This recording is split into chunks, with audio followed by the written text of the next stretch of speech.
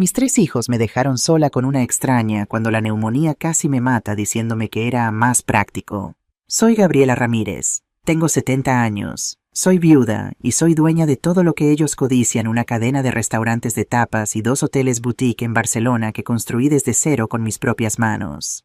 Lo que mis hijos no saben es que mi teléfono tiene el número directo del director del banco del mejor abogado de Cataluña y una grabadora digital que funciona perfectamente. Todo comenzó con una tos que pensé que era por el polvo. Soy terca, sabes, siempre lo he sido. Una cría a los hijos, cuida la casa, aguanta los golpes de la vida y cree que es de hierro, pero el cuerpo cobra factura. Cuando la fiebre subió a 40 grados y el aire me faltaba, no tuve más remedio que llamar a Miguel, mi hijo mayor. Era una tarde fría de enero en Barcelona. La luz gris del invierno entraba por las ventanas de mi villa en Sarriá, ese barrio elegante donde había soñado vivir cuando era una niña pobre del Raval. Ahora tenía esa casa, pero estaba vacía de amor, llena de soledad. «Mamá, necesitas cuidarte», me dijo por teléfono con esa voz de quien está firmando papeles en la oficina, esa voz que ya no reconocía como la de mi niño. «Voy a avisar a Carlos y a Diego. Iremos para allá». Sentí un alivio tan grande que casi me puse a llorar. Pensé, mis niños vienen a cuidarme. Me imaginé a mis 3 hijos, esos hombres con barba que yo mecí en mis brazos cuando eran bebés, haciéndome un té de tila, acomodándome la almohada como yo hice con ellos cuando tenían sarampión o varicela. Pero la realidad, hijo mío, es un baño de agua helada. Vinieron, sí. Los 3 se sentaron en mi sala con rostros preocupados. No por mí, sino por el problema. El médico había sido claro cuando vino a verme esa mañana. Era el doctor Ferrer, nuestro médico de familia desde hacía 20 años. Un hombre bueno que conoció a mi difunto Javier. Doña Gabriela me había dicho con esa seriedad profesional que te hiela la sangre, es neumonía severa, necesita reposo absoluto, medicación a las horas exactas, comida nutritiva, y sobre todo no puede quedarse sola por las noches por si le falta el aire. Estaba sentada en mi butaca favorita, esa de terciopelo verde que Javier me regaló en nuestro 20º aniversario, con un chal sobre los hombros. Sentía el pecho silbar como una tetera vieja. Miré a Miguel, a Carlos, a Diego. Mis 3 hijos. Las 3 personas por las que había sacrificado todo. «Mira, mamá», comenzó Miguel, que siempre tomaba el mando. A sus 47 años era el gerente del hotel boutique en el Gótico. Alto, con ese aire de ejecutivo que tanto le gustaba cultivar. «La situación es delicada. Hemos hablado afuera». «¿Hablaron?» Mi voz salió débil, rota por la tos. «Sí, verás». Carlos, el del medio, 45 años, siempre fue el más débil de carácter. Se parecía tanto a su padre en el físico, pero nada en el espíritu. «Junior, digo, mi Patricia está embarazada del tercero. Nuestro piso en Gracia es pequeño y tiene escaleras. No es viable que vengas a vivir con nosotros». Miré a Carlos. Él desvió la mirada fingiendo ajustarse el Rolex en la muñeca. Ese Rolex que yo le había regalado cuando cumplió 40 años. «Y en mi casa, mamá». Diego, el pequeño, 42 años, ni siquiera intentaba parecer convincente. «Tú sabes que Sofía y yo trabajamos todo el día. Los niños dan trabajo, no hay quien te vigile. Además, viajo mucho por el negocio». El negocio. Diego era el director de nuestro restaurante estrella en el Born, pero últimamente olía a alcohol más que a romero y tomillo. Entonces Miguel soltó la bomba. Se aclaró la garganta, ese gesto que hacía cuando estaba a punto de tomar una decisión que ya había decidido sin consultarme. «Entonces, mamá, hemos decidido lo mejor, vamos a contratar a una cuidadora profesional». «¿Decidieron?» Las palabras salieron como un susurro. No me preguntaron. Decidieron por mí como si fuera un mueble que hay que guardar en un depósito. «Es mejor que estar yendo de casa en casa», continuó Miguel con esa eficiencia fría que probablemente usaba con sus empleados. «Es más profesional. Dividimos el costo entre los 3, tú te quedas en tu comodidad y todos quedamos tranquilos». Sentí una lágrima caliente rodar por mi mejilla, pero me la limpié rápido. No quería que vieran mi debilidad. No era por el dinero. Gracias a Dios y al trabajo duro que Javier y yo tuvimos durante 40 años, el dinero no era problema. Teníamos propiedades, negocios, inversiones. Era el gesto. Era el mensaje. «¿Una extraña?», pregunté, mi voz apenas audible. «Una profesional, mamá», dijo Carlos, ya sacando las llaves del coche BMW que yo había ayudado a pagar. «No lo compliques. Ya contactamos con la agencia Cuidado con Amor. Empieza mañana. Se llama Rosa. Viene muy recomendada. Se fueron 5 minutos después. Ninguno me hizo un té. Ninguno se quedó para asegurarse de que cenara. Ninguno me dio un beso en la frente como yo hice 1000 veces cuando eran niños enfermos. Me quedé en esa sala enorme oyendo el silencio y el silbido de mi pecho. Miré las fotos en la pared. Miguel en su comunión sonriendo con ese traje blanco. Carlos en su boda guapísimo cuando todavía tenía sueños en los ojos. Diego graduándose de la escuela de hostelería orgulloso. ¿En qué momento se convirtieron en esto?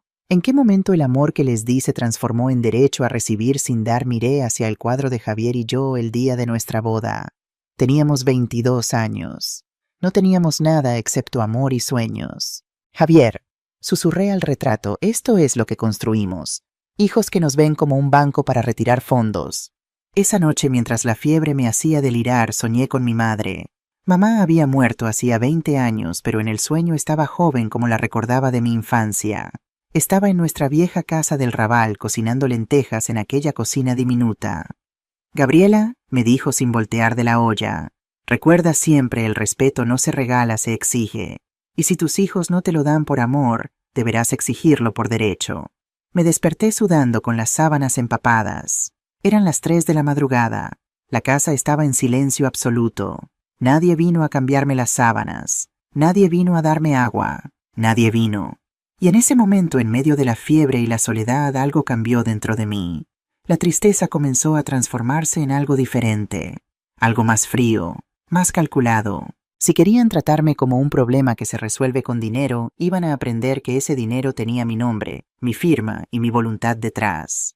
No sabía que mientras yo luchaba por respirar esa noche, mis 3 hijos estaban en el bar Marsella del Raval, ese bar histórico con sus mesas de mármol y sus paredes amarillentas, tomando absenta y planificando mi futuro, como si yo ya estuviera muerta. Esto lo supe después, mucho después, cuando todo salió a la luz. Pero déjame contarte cómo fue, porque una de las camareras, la joven Carla, que había trabajado en mi restaurante antes, me lo contó todo con detalles. Miguel llegó primero como siempre. Pidió una copa de vino tinto, un Priorat caro, por supuesto. Nada de cerveza para mi hijo mayor. Él tenía una imagen que mantener. Carlos llegó 10 minutos tarde nervioso, mirando el teléfono constantemente. Patricia, su mujer, le había estado enviando mensajes. Siempre lo tenía bajo su pulgar. Diego fue el último en llegar con ese olor característico a colonia cara mezclada con whisky. Siempre fue el más transparente en sus vicios. Bueno, Miguel golpeó la mesa con los nudillos, ese gesto de autoridad que había perfeccionado. Hablemos claro, tenemos un problema. Mamá está muy enferma, dijo Carlos, su voz cargada de culpa genuina. Al menos él todavía sentía algo. El médico dijo que es grave. Precisamente por eso necesitamos ser prácticos, respondió Miguel. Carla me contó que usó esa palabra prácticos, como si yo fuera un problema de logística. Ninguno de nosotros puede dejar su vida para cuidarla 24/7. Yo tengo el hotel nuevo en Málaga, continuó Miguel. Inversores esperando reuniones cada semana. No puedo estar viajando a Barcelona cada 2 días. Patricia va a explotar si le digo que mamá viene a vivir con nosotros, admitió Carlos tomando un largo trago de su cerveza. Ya bastante tenso está todo con el embarazo. Y honestamente no tenemos el espacio. Los niños ocupan ambas habitaciones. Diego permaneció en silencio, girando su vaso de whisky. ¿Y tú qué?, le preguntó Miguel. Puedes acogerla. Diego soltó una risa amarga. Hermano, Sofía apenas me tolera a mí en este momento. Si llego con mamá me pone las maletas en la calle. Además, hizo una pausa. Estoy jodido con dinero. Tengo deudas. Miguel se inclinó hacia adelante. ¿Cuánto? 30.000 euros. Préstamos. Algunas malas inversiones. ¿Inversiones o el casino? Carlos no pudo contenerse. Que te jodan, Carlos, al menos yo no le pido dinero a mamá cada vez que Patricia ve un bolso nuevo. Basta, Miguel cortó la discusión. No estamos aquí para pelear. Estamos aquí para encontrar una solución. Hubo un silencio. Los 3 bebieron. El peso de la decisión que estaban tomando flotaba sobre la mesa como el humo de los cigarrillos que algunos clientes todavía fumaban ilegalmente en el rincón. La cuidadora es la mejor opción, dijo Miguel finalmente. Profesional confiable y mamá se queda en su casa. Dividimos el costo. Son 1.000 euros al mes entre los 3. 330 y pico cada uno. Pero, Carlos dudó. ¿Es suficiente? Quiero decir contratar a alguien y ya está. No deberíamos visitarla más. Miguel lo miró con esa expresión que usaba cuando consideraba que alguien estaba siendo poco práctico. Carlos, seamos honestos. Mamá tiene 70 años, está enferma. El médico dijo que podría ser largo. Vamos a poner nuestras vidas en pausa durante meses, tal vez años. Ella hizo eso por nosotros, susurró Carlos. Era su trabajo como madre, respondió Miguel con una frialdad que cuando Carla me lo contó me hizo sentir como si me clavaran un cuchillo. Nosotros no le pedimos que se sacrificara.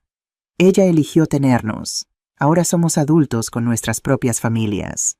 Nuestras prioridades han cambiado. Diego pidió otro whisky. Mira, hagamos lo de la cuidadora. Y honestamente tampoco es que mamá esté... ¿Cómo decirlo? No es que esté en la calle. Tiene dinero, tiene esa casa enorme, estará bien. Exacto, Miguel asintió.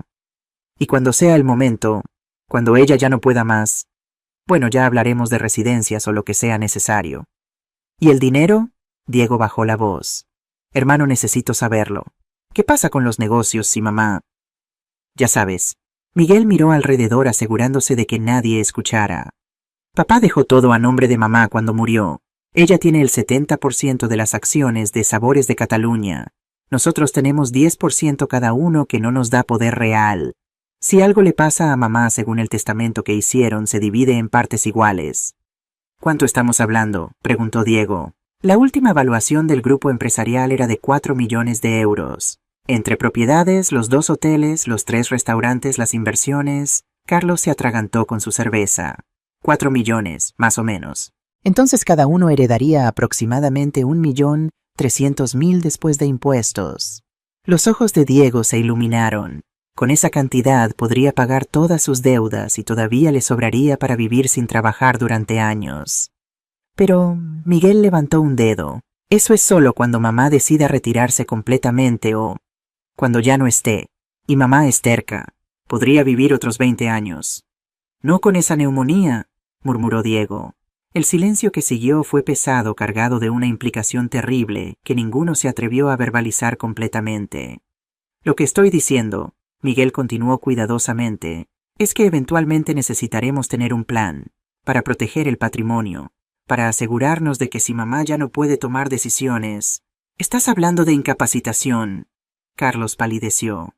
Eso es declarar a mamá legalmente incompetente. No ahora, Miguel se apresuró a aclarar. Solo digo que deberíamos estar preparados. Averiguar qué se necesita, qué documentos. Por si acaso, es ser responsables. Es ser buitres, dijo Carlos en voz baja. Es ser realistas, contraatacó Miguel. Mamá está vieja, está enferma. ¿Quieres que algún estafador se aproveche de ella? ¿Quieres que en un momento de confusión regale todo a una iglesia o a la cuidadora? Hemos visto casos así. Diego asintió lentamente. Tiene razón. He leído sobre viejos que cambian sus testamentos cuando están enfermos y confundidos. Exactamente mi punto. Miguel se recostó satisfecho. No es codicia, es protección familiar. Siguieron bebiendo. La conversación derivó hacia otros temas más ligeros, el fútbol, los negocios, los problemas con las esposas. Pero la semilla estaba plantada. El plan estaba en marcha. Cuando salieron del bar pasada la medianoche, los 3 hermanos se abrazaron en la calle. Desde afuera cualquiera pensaría que eran 3 hijos preocupados coordinando el cuidado de su madre enferma. Nadie sabría que acababan de decidir tratarme como un activo financiero que debía ser gestionado hasta su liquidación final. Al día siguiente, cuando Rosa tocó el timbre de mi casa a las 9 de la mañana, exactamente yo no sabía nada de esta conversación. Todavía creía que mis hijos, a pesar de su frialdad, actuaban por mi bien. ¡Qué ingenua fui! Rosa Morales llegó con una maleta pequeña de tela gastada y una sonrisa que iluminaba su rostro moreno. Era una mujer de unos 42 años, aunque la vida la había envejecido prematuramente. Sus manos eran callosas, ásperas de tanto trabajo, pero sus ojos negros tenían una calidez que hacía tiempo no veía en los ojos de nadie. «Buenos días, señora Ramírez», dijo con un acento que delataba sus raíces latinoamericanas. Ecuador sabría después. «Soy Rosa Morales de la agencia Cuidado con Amor. Sus hijos me contrataron para cuidarla durante su recuperación. Estaba sentada en mi butaca envuelta en una bata de seda que ya no me quedaba bien. Había perdido peso en los últimos días. La fiebre me consumía. Paseteó, mi voz sonó más hostil de lo que pretendía.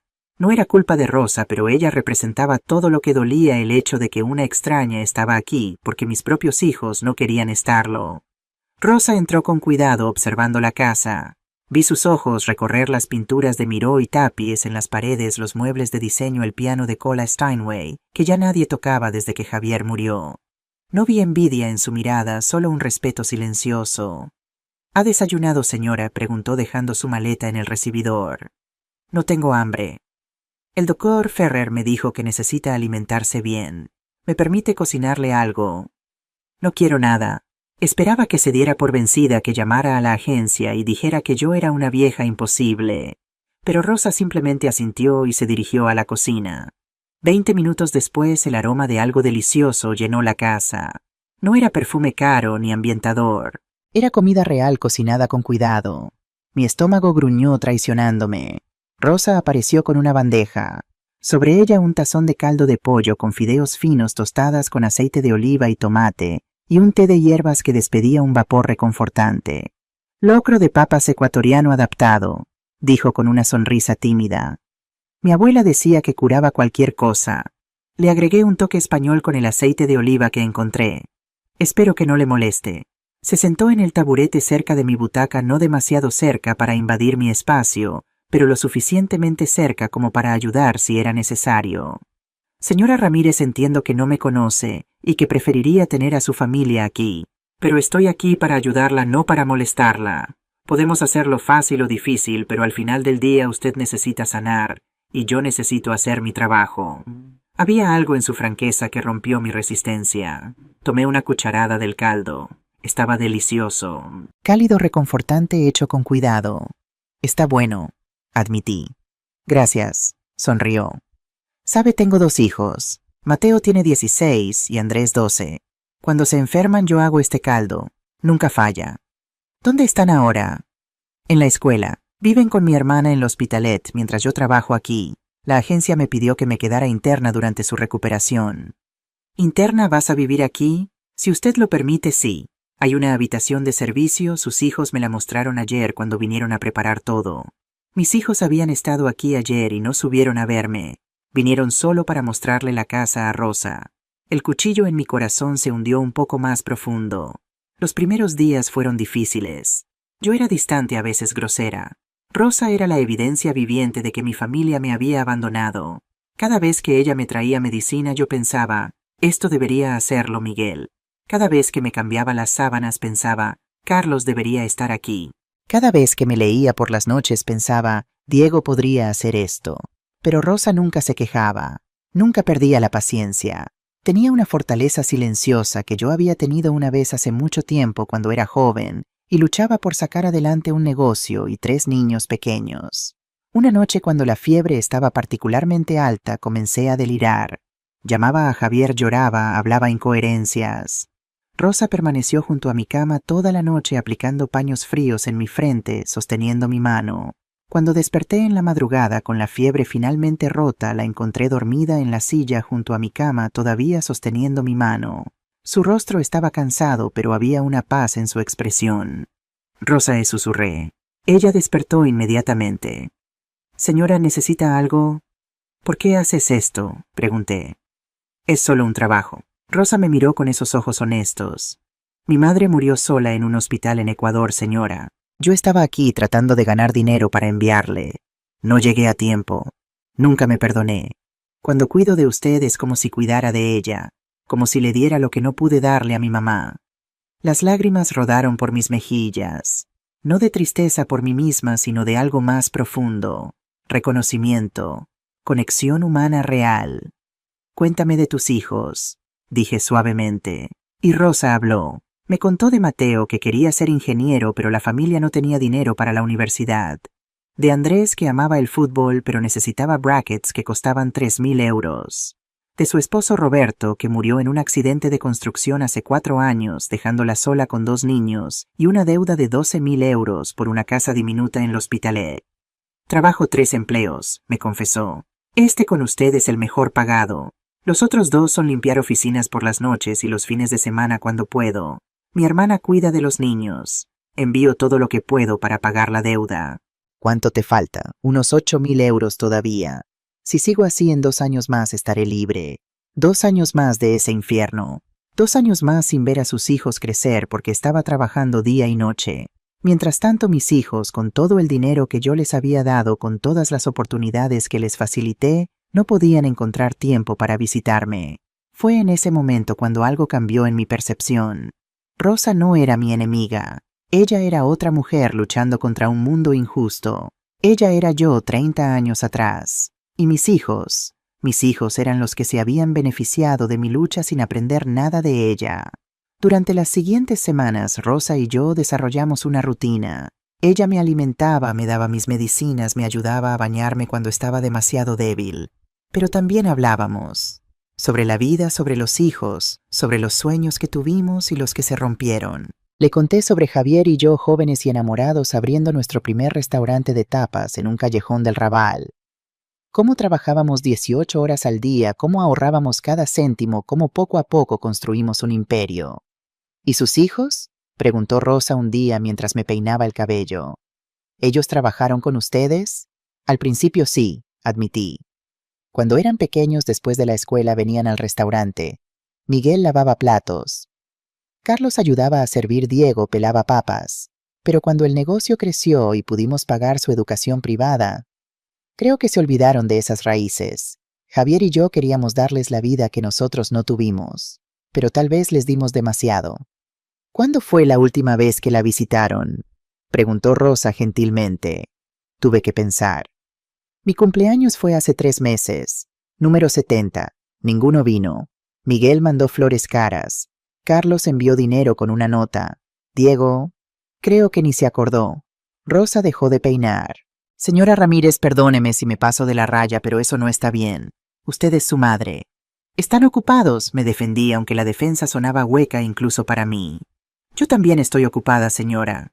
Todos estamos ocupados, pero se hace tiempo para lo que importa. Tenía razón. Maldita sea si no tenía razón. Pasaron 2 semanas. 2 semanas en las que Miguel llamó por WhatsApp 3 veces con mensajes de texto. ¿Cómo estás, mamá? ¿Necesitas algo? Carlos llamó una vez corriendo diciendo que la vida era una locura con el bebé en camino.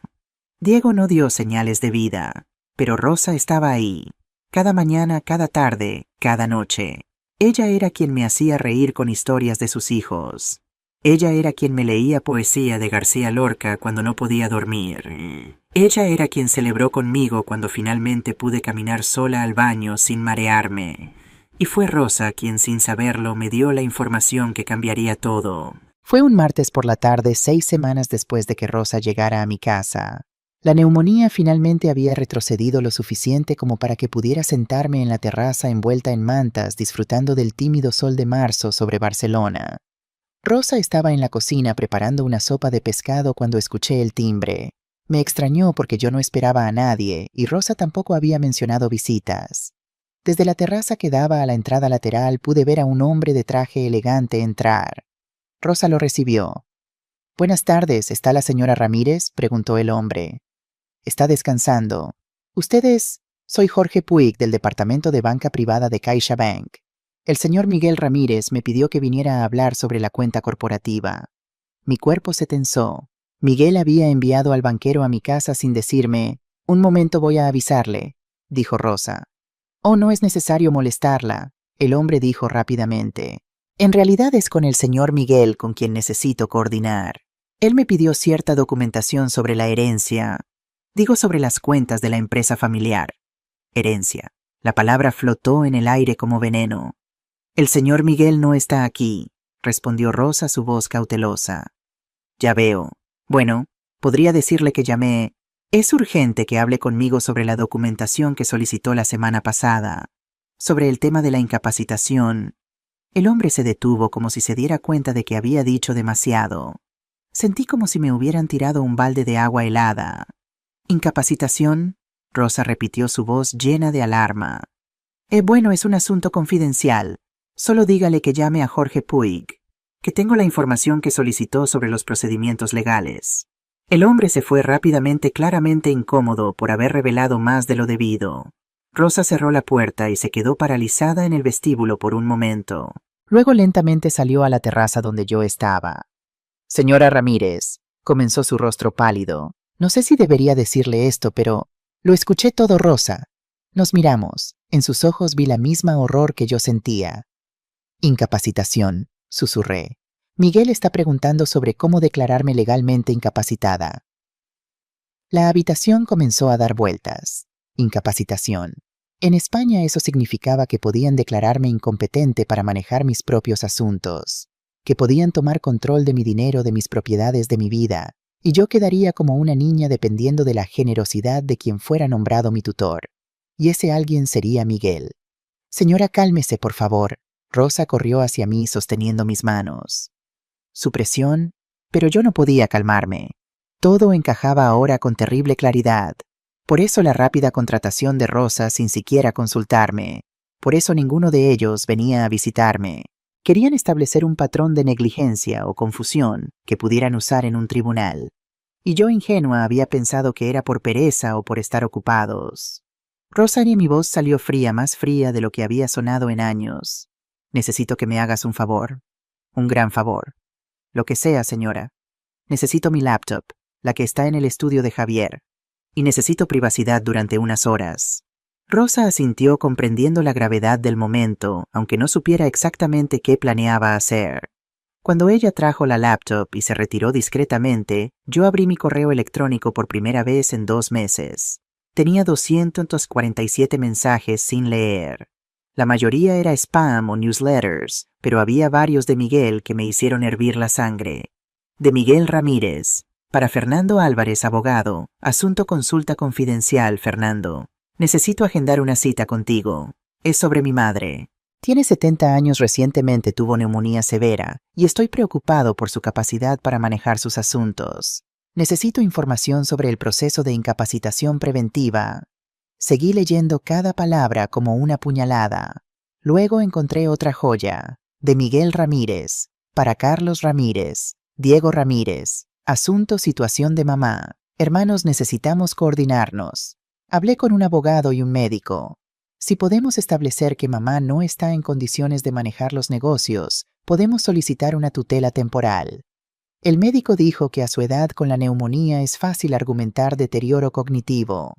Necesito que ustedes también documenten cualquier comportamiento extraño. Reunámonos el viernes.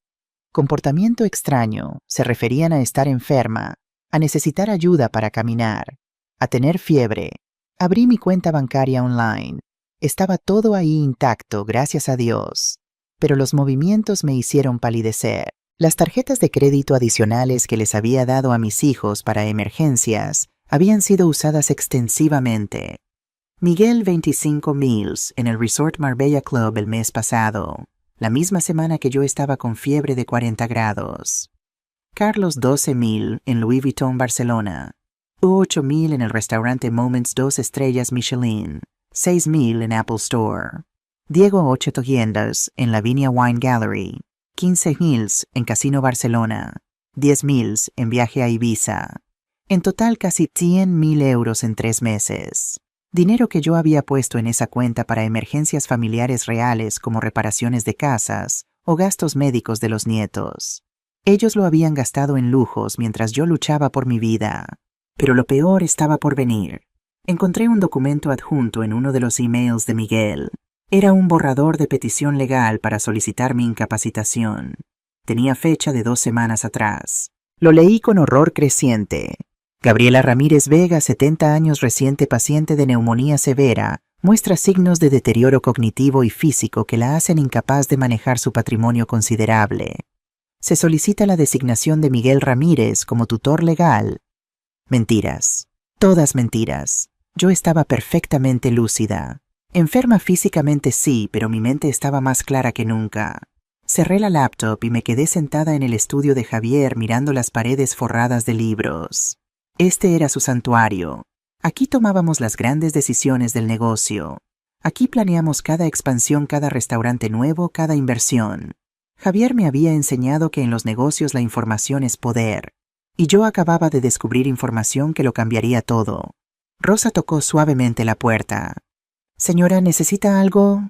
«Sí, Rosa, necesito el teléfono. Voy a hacer una llamada. Y después tú y yo vamos a tener una conversación muy importante sobre el futuro». Marqué el número que conocía de memoria. Contestó al segundo timbre. Despacho de Dr. Antonio Méndez, abogado. Buenos días, soy Gabriela Ramírez. Necesito ver al Dr. Méndez urgentemente. Es sobre mi familia y mi patrimonio. Y dígale que traiga todos los documentos de mi marido, especialmente su testamento y la cláusula 7. La recepcionista, que me conocía desde hacía años, pareció captar la urgencia en mi voz. Por supuesto, doña Gabriela. Mañana a las 10 a.m. le viene bien. Perfecto. Y una cosa más, esto es absolutamente confidencial. Ni una palabra a nadie, especialmente no a la familia.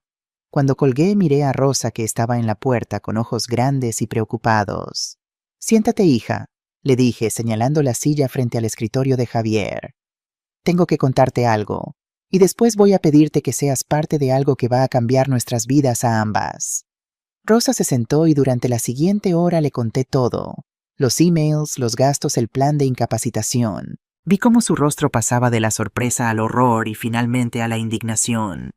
Esto es inhumano, señora, son sus hijos». «Eran mis hijos», corregí. «Ahora son solo 3 hombres codiciosos que ven a su madre como un obstáculo entre ellos y el dinero». «¿Qué va a hacer?», sonreí. No era una sonrisa dulce. Era la sonrisa de una mujer que había sobrevivido al Raval en los años 70, que había construido un imperio desde cero, que había enterrado al amor de su vida y seguido adelante. Era la sonrisa de una guerrera preparándose para la batalla. «Voy a enseñarles, Rosa, que cuando subestimas a una mujer de 70 años, especialmente una que firma los cheques, cometes el error más grande de tu vida». Me levanté del escritorio más fuerte de lo que me había sentido en semanas. «Y tú, mi querida Rosa, vas a ayudarme, porque lo que estoy a punto de hacer va a beneficiarnos a ambas. ¿Confías en mí?» Rosa me miró a los ojos. Vi en ellos la decisión tomándose. Ella también había sido traicionada por la vida, por la muerte de su esposo, por la pobreza, por un mundo injusto. Ella entendía la necesidad de pelear. «Confío en usted, señora Ramírez. Llámame Gabriela», dije extendiendo mi mano, «porque a partir de ahora no eres mi cuidadora, eres mi aliada, y juntas vamos a darles a mis hijos una lección que nunca olvidarán». Mientras el sol se ponía sobre Barcelona pintando el cielo de naranja y púrpura, 2 mujeres en el estudio de Javier Ramírez comenzaron a trazar el plan más importante de sus vidas. La guerra había comenzado, y mis hijos no tenían ni idea del huracán que estaba a punto de caer sobre ellos. La mañana siguiente amaneció fría pero clara en Barcelona. Yo estaba despierta desde las 5 de la madrugada, no por la tos, sino por la anticipación. Era como volver a tener 30 años cuando Javier y yo planeábamos la apertura de nuestro segundo restaurante. Esa misma energía, esa misma determinación corría por mis venas. Pero esta vez no estaba construyendo un imperio. Estaba protegiéndolo de mis propios hijos. A las 8 en punto, Rosa entró con el desayuno. Me encontró ya vestida, no con la bata de seda de enferma, sino con un traje pantalón de Armani color crema que no usaba desde el funeral de Javier. Me había maquillado ligeramente y recogido el cabello en un moño elegante. «Señora Gabriela», Rosa se corrigió con una sonrisa tímida. Se ve magnífica, como una reina. Hoy necesito ser una reina, Rosa. Una reina que va a defender su reino». Me puse los aretes de perlas que Javier me regaló en nuestro 20º aniversario. «Llama a un taxi. El Mercedes negro con aire acondicionado. Vamos al banco». «Al banco, pero los médicos dijeron que necesitaba reposo y lo he tenido. 6 semanas encerrada, Rosa. 6 semanas mientras mis hijos planeaban mi destrucción. Ahora es mi turno». Rosa asintió y llamó al taxi mientras yo revisaba mi bolso. Dentro puse cosas que iba a necesitar: mi DNI, las tarjetas bancarias, y algo que había encontrado anoche en el estudio de Javier, un pequeño diario de cuero negro, donde él anotaba sus pensamientos más privados. Nunca lo había leído. Sentía que sería invadir su intimidad incluso después de muerto.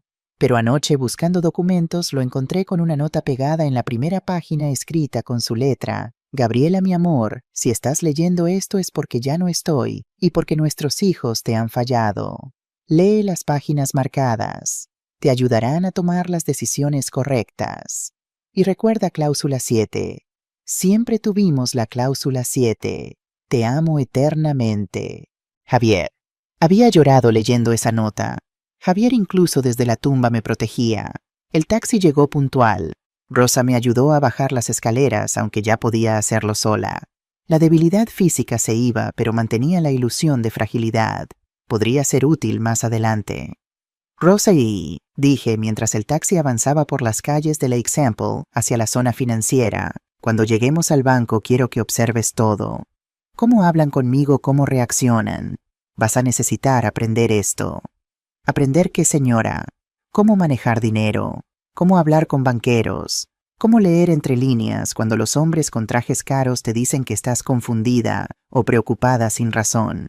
Porque Rosa, si mi plan funciona, tú vas a necesitar estas habilidades muy pronto. Rosa palideció. Señora, yo no tengo educación para eso. Soy solo una cuidadora. Eras una cuidadora. La corregí firmemente. Ahora eres mi mano derecha. Y créeme, en los negocios no se necesita un título universitario. Se necesita sentido común, honestidad y hambre. Tú tienes las tres cosas. Llegamos a CaixaBank en Passaic de Gracia a las 9:45 a.m. El edificio era imponente, todo cristal y mármol diseñado para intimidar. Pero yo había estado en reuniones en este edificio docenas de veces. Este era mi territorio. No fui a la entrada normal donde las ancianas esperan con sus números para cobrar la pensión. Fui directamente a la puerta lateral de cristal, la que decía «Banca privada, solo con cita previa». Toqué el timbre. Un guardia de seguridad me miró a través del cristal escéptico. Probablemente veía a una vieja con su cuidadora latina. Iba a mandarme a la entrada principal. Pero entonces me reconoció. Su expresión cambió instantáneamente. «Doña Gabriela, por Dios, no la esperábamos. Está bien, oímos que estuvo muy enferma». «Estoy perfectamente, Ramón», dije con una sonrisa fría. «¿Está Jorge Puig?» «Sí, señora, pero está en una reunión. Dile que Gabriela Ramírez está aquí, y que si no está en el vestíbulo en 2 minutos voy a mover toda mi fortuna a BBVA antes del mediodía». Ramón casi se atraganta. Sabía que no bromeaba. Abrió la puerta inmediatamente y prácticamente corrió al interior. Rosa me miró con ojos muy abiertos. ¿De verdad haría eso, cambiar de banco más? Por supuesto que no, susurré. Me tomaría semanas. Pero ellos no lo saben. Regla número 1. Rosa, en los negocios la percepción es realidad. Si ellos creen que puedo hacerlo, es como si pudiera. 90 segundos después, Jorge Puig apareció prácticamente corriendo. Era un hombre de unos 45 años, traje sequina, impecable, gafas de diseñador, el tipo de hombre que cobra por minuto de su tiempo. Doña Gabriela, qué sorpresa tan maravillosa. Su sonrisa era profesional pero tensa. ¿Cómo está hoy de su neumonía? Viva Jorge, viva y muy lúcida. Necesito hablar contigo. Ahora. Y esta es Rosa, mi asistente ejecutiva. Enfaticé las últimas 2 palabras. Ella estará presente en todas nuestras conversaciones de ahora en adelante. Vi la microexpresión de sorpresa en su rostro. Asistente ejecutiva no cuidadora. Mensaje recibido. Nos guió a su oficina privada. Era todo cuero y madera oscura con vistas al Passaic de Gracia. En las paredes, diplomas de escuelas de negocios caras y fotos con políticos importantes. Por favor, siéntense. Ofreció las sillas de cuero frente a su escritorio. Café, té. Información, Jorge. Necesito información. Y la necesito completa y honesta. Se puso pálido. Por supuesto, doña Gabriela. ¿Qué tipo de información? Primero necesito ver todos los extractos de movimientos. Todas las cuentas. Fondo de inversión, ahorros, acciones, los alquileres de las propiedades comerciales, todo. Eso llevará un momento, comenzó. Entonces empieza ahora, corté. Y mientras tu asistente lo prepara, quiero que me digas exactamente qué discutiste con mi hijo Miguel la semana pasada cuando vino aquí. Jorge se quedó helado. Su sonrisa profesional se desvaneció. Yo no estoy seguro de recordar. Jorge, mi voz se volvió de acero. Tengo 70 años, no soy estúpida. Mi hijo estuvo aquí. Tú fuiste a mi casa ayer. Mi asistente te escuchó mencionar la palabra incapacitación. Ahora puedes decirme la verdad y mantener mi cuenta, o puedes mentirme y ver cómo transfiero 4 millones de euros a la competencia. Tú eliges. Tienes 10 segundos. El silencio en la oficina era absoluto. Rosa estaba inmóvil, probablemente sin respirar. Jorge sudaba bajo su traje caro. Muy bien, suspiró derrotado. Abrió un cajón de su escritorio y sacó una carpeta. El señor Miguel vino hace 2 semanas. Trajo documentación médica preliminar. Estaba preguntando sobre el proceso de curatela y tutela. Curatela. Repetí la palabra como si fuera veneno. Y lo era. Sí, quería saber cómo podría acceder a las cuentas si usted fuera declarada incapaz de manejar sus propios asuntos. Le expliqué que sin una orden judicial, sin su presencia o consentimiento explícito, nada podía hacerse. ¿Y qué dijo él? Jorge tragó saliva.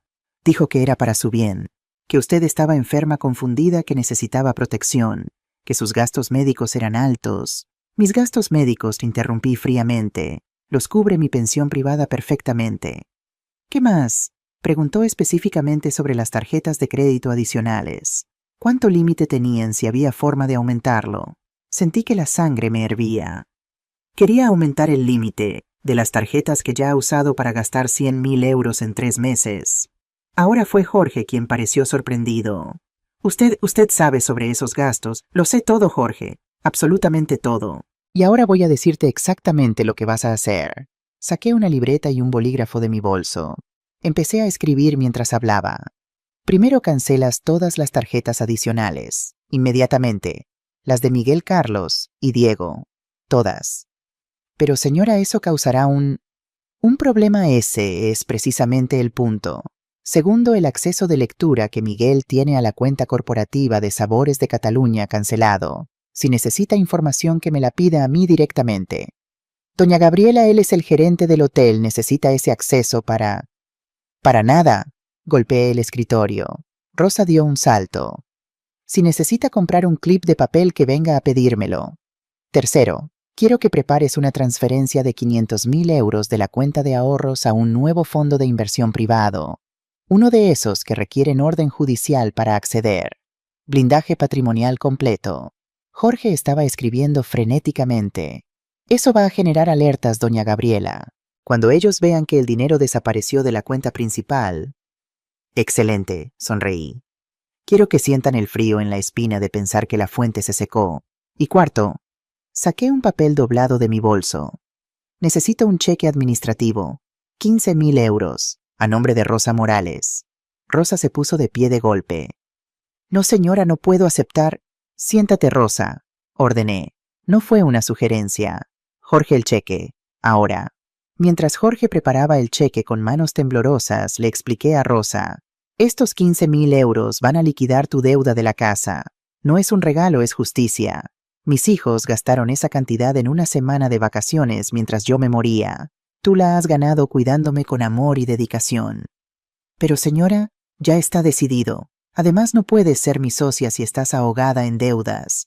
Necesito que tu mente esté libre para enfocarse en lo que viene. ¿Socia Ten? Jorge levantó la vista confundido.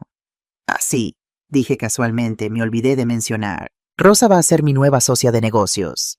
Pero llegaremos a eso en un momento. Jorge terminó de preparar los documentos. Mientras yo firmaba, le hice una última pregunta. Jorge, cuando Miguel estuvo aquí, ¿mencionó algo sobre el testamento de mi esposo Javier? Sí, Jorge dudó. Preguntó si había alguna cláusula especial o provisión que pudiera complicar las cosas. ¿Y qué le dijiste? Que los testamentos son confidenciales y que tendría que consultar con el notario y con usted directamente. Bien, mantén esa posición. Y Jorge, mi voz se volvió suave pero amenazante. Si mi hijo vuelve a contactarte sobre mis cuentas sin mi conocimiento, quiero saberlo inmediatamente. Considérate avisado. Por supuesto, doña Gabriela. Absolutamente. Cuando salimos del banco con el cheque de Rosa y mis nuevos documentos de seguridad financiera, el sol brillaba más fuerte. Rosa lloraba en silencio mientras caminábamos hacia el taxi. ¿Por qué lloras?, pregunté gentilmente. Porque nunca nadie en mi vida me ha tratado así, señora, como si valiera algo. Vales más de lo que crees, Rosa. Y mis hijos van a aprender esa lección de la manera más dura. Subimos al taxi. Ahora, dije al conductor, llévanos al despacho del doctor Antonio Méndez en la diagonal. Era hora de traer la artillería pesada. No sabía que en ese preciso momento, mientras Rosa y yo íbamos hacia el despacho del abogado Miguel, estaba en la gasolinera de la ronda de Dalt, mirando su tarjeta American Express Black, con total confusión. ¿Cómo que declinada?, dijo al empleado de la gasolinera, su voz subiendo de tono. Es una Black. No tiene límite. Lo siento, señor, pero la terminal dice cuenta cerrada. ¿Tiene otra tarjeta? Miguel sacó su billetera con manos temblorosas. Probó su Visa. Declinada. Su Mastercard. Declinada. Los 3 plásticos que le daban acceso ilimitado al dinero de mamá, todos muertos. Tuvo que pagar los 80 euros de gasolina con su tarjeta personal, la que usaba para sus gastos reales, la que tenía un límite de 3.000 euros y ya estaba casi al máximo. Subió a su Mercedes y con manos temblorosas marcó mi número. El teléfono sonó 4 veces antes de que contestara. Lo dejé sonar a propósito, que sudara un poco. Sí, contesté con voz neutra. Mamá, gracias a Dios. Ha pasado algo extraño. Mis tarjetas, las tarjetas de la cuenta familiar, no funcionan. Fui a poner gasolina y me las rechazaron todas. Debe ser un error del banco. No es un error, Miguel. Hubo un silencio. Podía escuchar su respiración acelerarse. ¿Qué quieres decir con que no es un error? Quiero decir que esta mañana fui al banco y cancelé todas las tarjetas adicionales. Las tuyas, las de Carlos, las de Diego. Todas. ¿Qué no puedes hacer eso? Necesito esas tarjetas para los gastos del hotel. Los gastos del hotel. Mi voz se volvió hielo. ¿Te refieres a los 25.000 euros que gastaste en el Marbella Club? Porque yo revisé, Miguel, y el hotel en Barcelona no tiene ninguna factura de ese resort. Era para ti, para Elena, para tus vacaciones mientras yo estaba muriendo de neumonía. Silencio absoluto. Lo había atrapado. Mamá, yo puedo explicar. No necesito explicaciones, hijo. Necesito que entiendas algo muy claramente. La mamata se acabó. A partir de ahora, si necesitas dinero para el negocio, vienes y me lo pides directamente. Me muestras las facturas, los presupuestos, todo. Nada de tarjetas abiertas.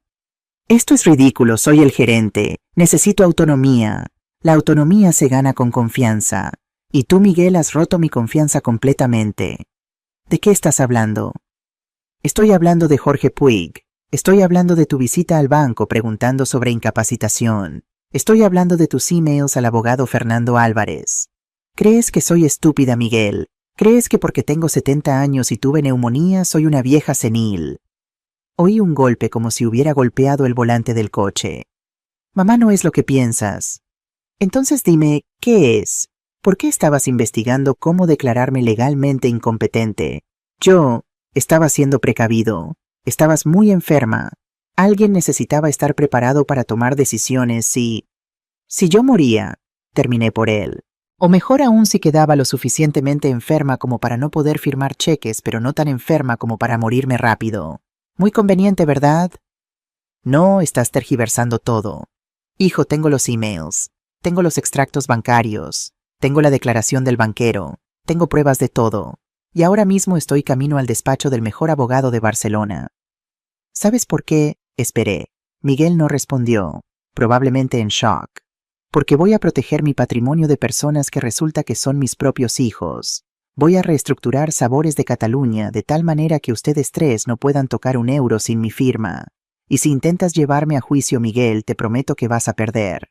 Y no solo vas a perder el dinero, vas a perder tu reputación, vas a perder tu trabajo, vas a perder todo. Mamá, por favor. Su voz se quebró. No hagas esto. Somos tu familia. ¿Familia? Me eché a reír, pero era una risa sin alegría. ¿Dónde estaba mi familia cuando estuve enferma por 6 meses? ¿Dónde estaban mis hijos? ¿Sabes cuántas veces me visitaste, Miguel? 0. Ni una sola vez en 6 meses. Pero sí tuviste tiempo para ir al banco a planear cómo robarme. No fue así. Domingo que viene, interrumpí, voy a hacer una comida familiar. Paella como en los viejos tiempos. Tú, Carlos y Diego. Sin las esposas. Solo mis hijos.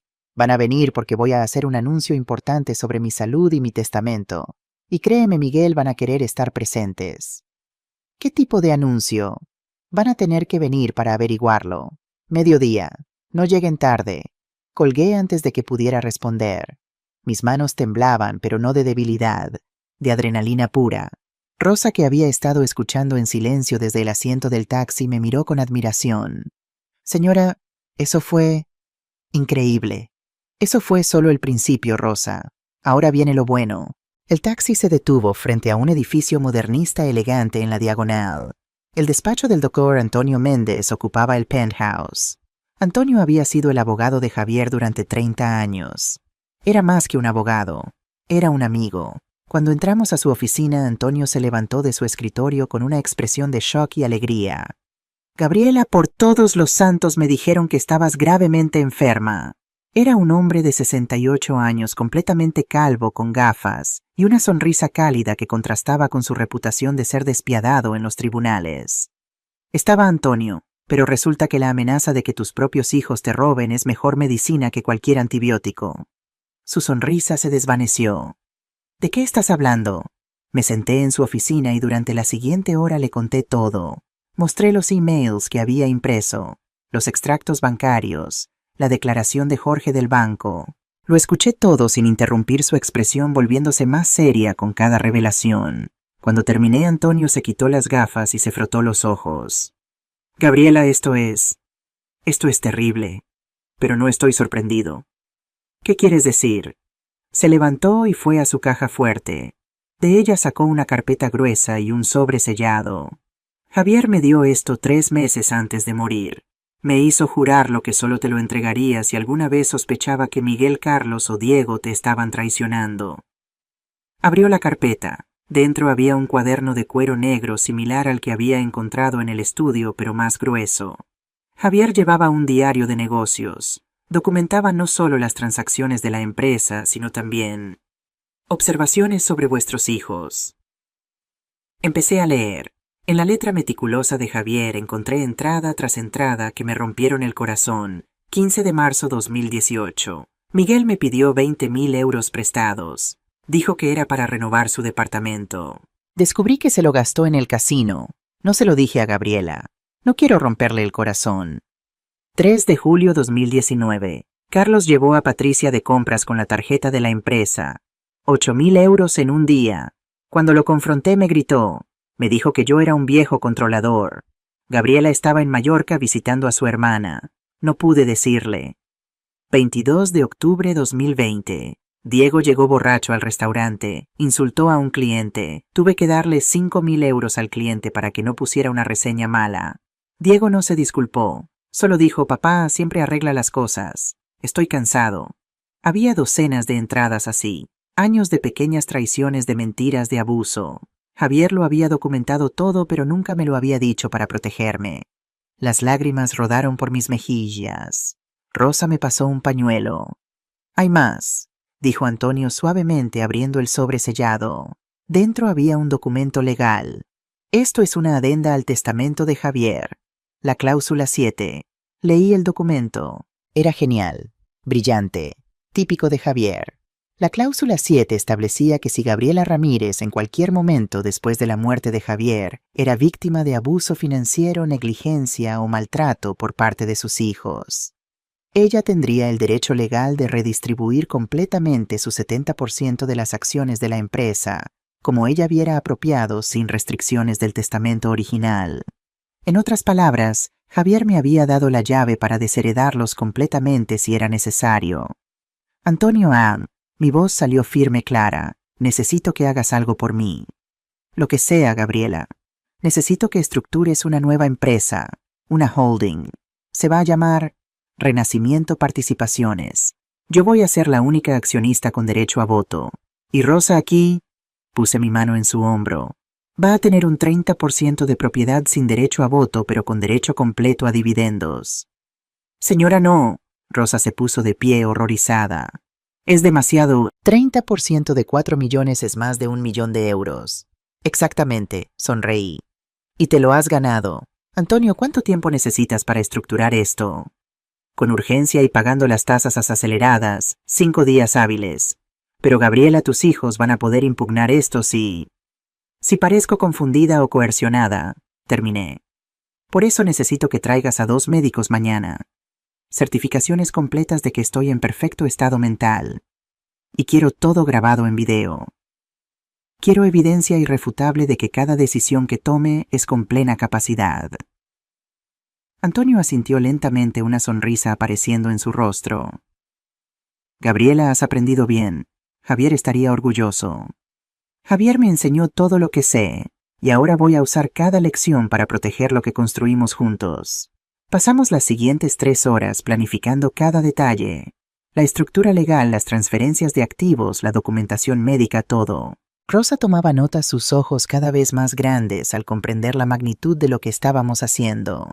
Cuando finalmente salimos del despacho de Antonio, el sol se estaba poniendo sobre Barcelona. Las luces de la ciudad comenzaban a encenderse. Rosa, dije mientras esperábamos otro taxi, ¿te das cuenta de lo que acaba de pasar? Creo que sí, señora. Usted está blindando su patrimonio. No, corregí. Estoy declarando la guerra, y acabamos de ganar la primera batalla sin que ellos siquiera lo sepan todavía. Pero pronto van a sentir el impacto. Mi teléfono sonó. Era Carlos. Mamá, Miguel me acaba de llamar. Dice que cancelaste las tarjetas. Por favor, dime que es un malentendido. Patricia está histérica. Teníamos un viaje planeado a París. Carlos, domingo, mediodía, paella en mi casa. Hablaremos de todo entonces. Y trae tu apetito, hijo, porque va a ser una comida que nunca olvidarás.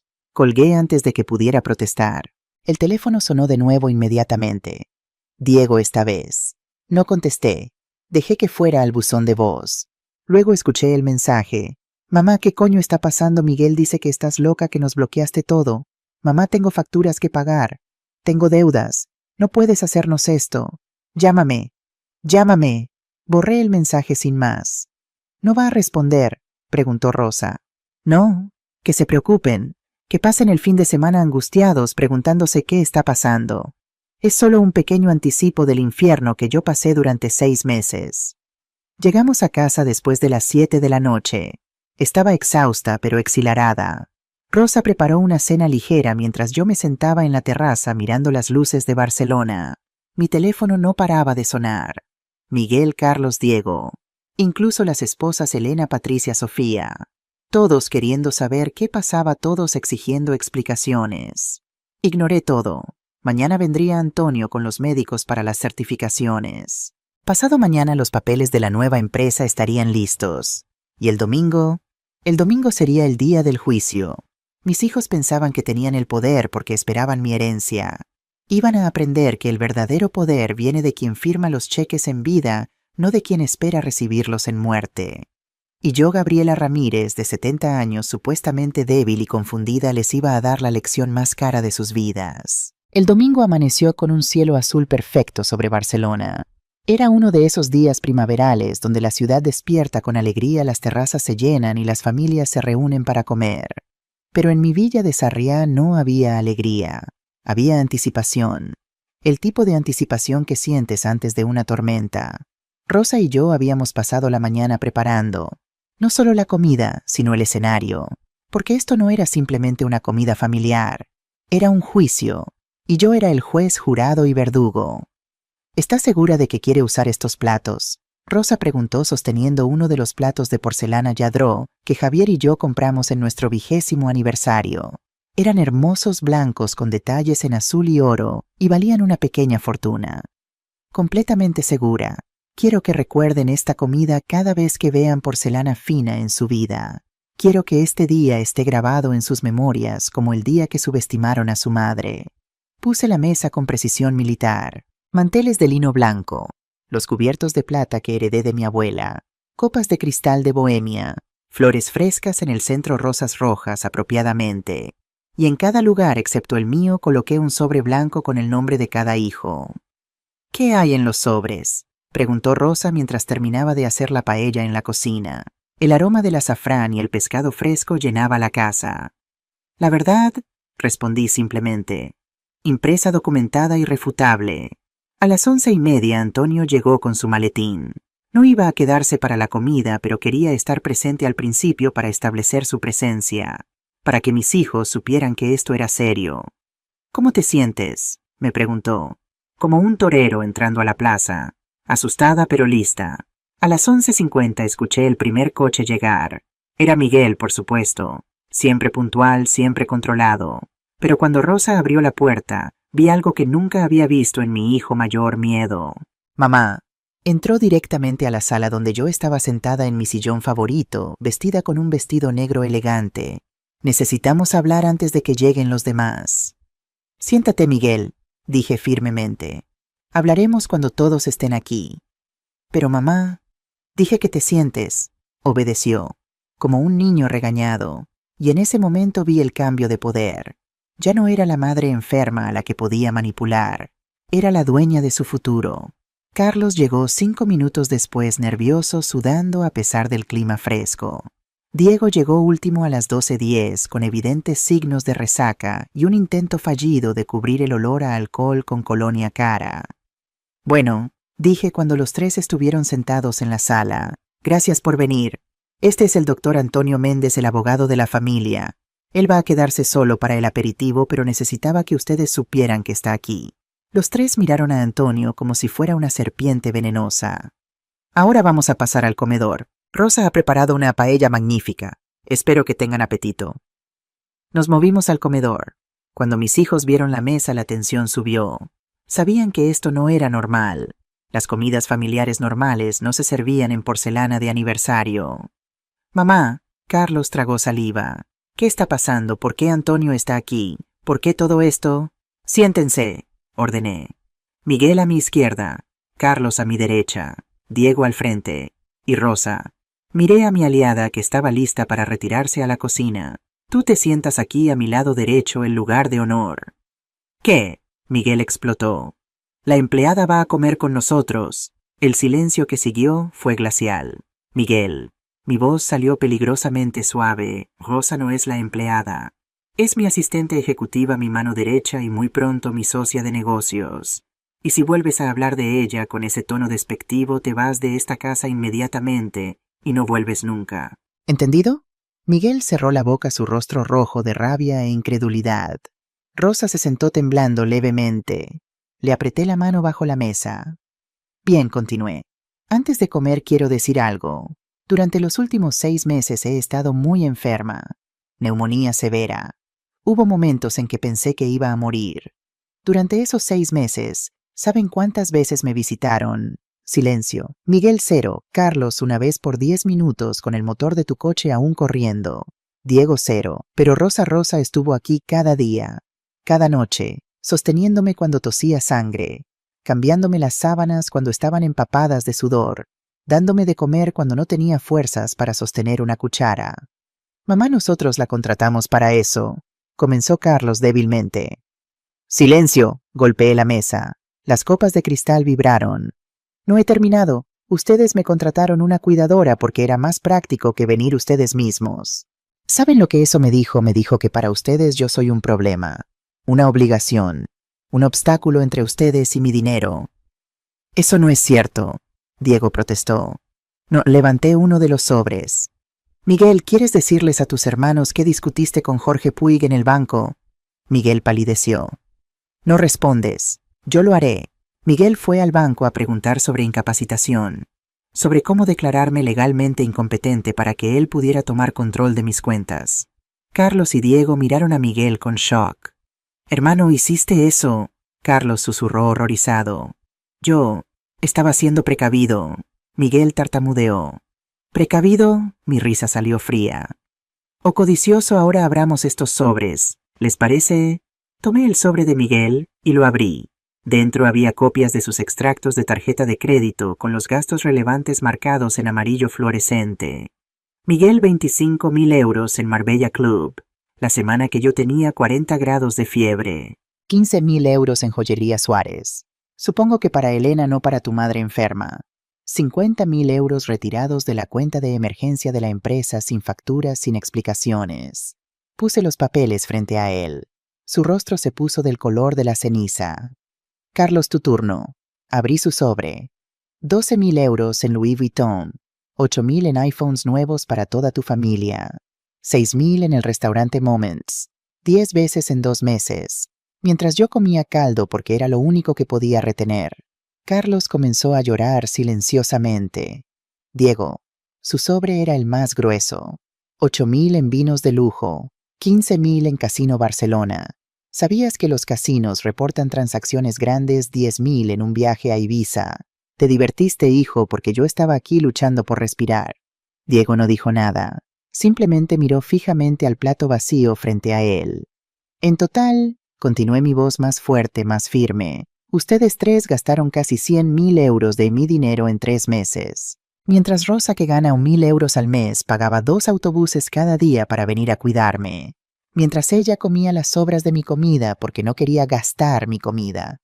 Mientras ella me daba más amor en un día del que ustedes me han dado en años. Ahora viene el twist número 3, el momento clímax. Me puse de pie. Todos se quedaron helados. Así que esto es lo que va a pasar. Sabores de Cataluña, la empresa que su padre y yo construimos desde cero, ya no existe. ¿Qué? Miguel se puso de pie de golpe. ¿Qué quieres decir con no existe? Fue disuelta legalmente el viernes pasado. Todos los activos han sido transferidos a una nueva empresa, Renacimiento Participaciones. Antonio, que había estado sentado silenciosamente observando ahora, abrió su maletín y sacó 3 juegos de documentos. Renacimiento Participaciones, continué, es una holding de la cual yo soy la única accionista con derecho a voto. Rosa tiene 30% de participación sin voto, pero con derechos completos a dividendos. 30%, Miguel rugió. ¿Le diste a esa mujer 30% de un imperio de 4 millones? No le di nada, respondí fríamente. Ella lo ganó, con sudor, con lágrimas, con amor. Más de lo que ustedes jamás han hecho. Esto es una locura, Diego se unió. Estás senil, te está manipulando. Antonio intervino, su voz legal y autoritaria. Tengo aquí certificaciones de 2 médicos independientes fechadas el jueves pasado que confirman que doña Gabriela Ramírez está en perfecta capacidad mental. También tengo grabaciones en video de todas las reuniones donde ella tomó estas decisiones. Todo completamente legal, completamente voluntario. Vamos a impugnarlo, Miguel amenazó. Vamos a llevarte a juicio. Háganlo, sonreí. Y cuando lo hagan voy a presentar como evidencia el diario de su padre. Saqué el cuaderno de cuero negro de Javier. Los 3 se quedaron paralizados. Su padre lo documentó todo, cada mentira, cada abuso, cada vez que lo defraudaron. Está todo aquí, y hay más.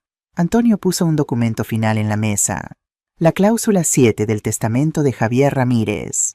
La lean o no, en resumen, establece que si Gabriela es víctima de abuso financiero o negligencia por parte de sus hijos, ella tiene derecho completo de redistribuir los activos como vea apropiado. Papá nunca haría eso, Carlos susurró. Tu padre te conocía mejor de lo que crees, Carlos, dije suavemente. Los conocía a todos, y me dejó esta herramienta porque sabía que este día podría llegar. ¿Entonces qué? Miguel preguntó, su voz quebrada. ¿Nos desheredas? Después de todo, no, respondí.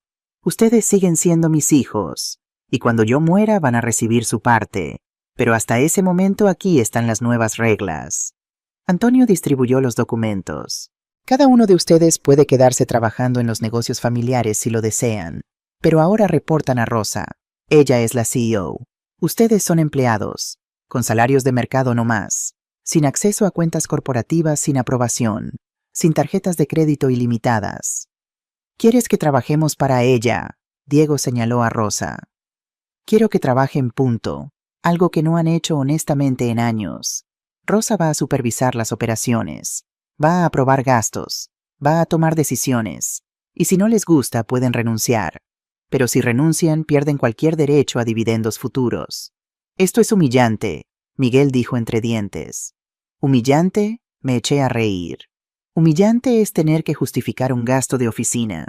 ¿Saben qué es humillante? Estar muriendo en una cama y que nadie venga a verte. Eso es humillante.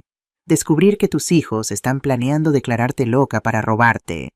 Eso es humillante. Me senté de nuevo de repente exhausta. Todo había salido. Toda la rabia, toda la decepción, todo el dolor. La paella se está enfriando, dije más suavemente. Rosa trabajó duro en ella. Van a comerla, van a ser educados y luego se van a ir. Mañana, si quieren sus trabajos, presentan sus solicitudes formales a Rosa.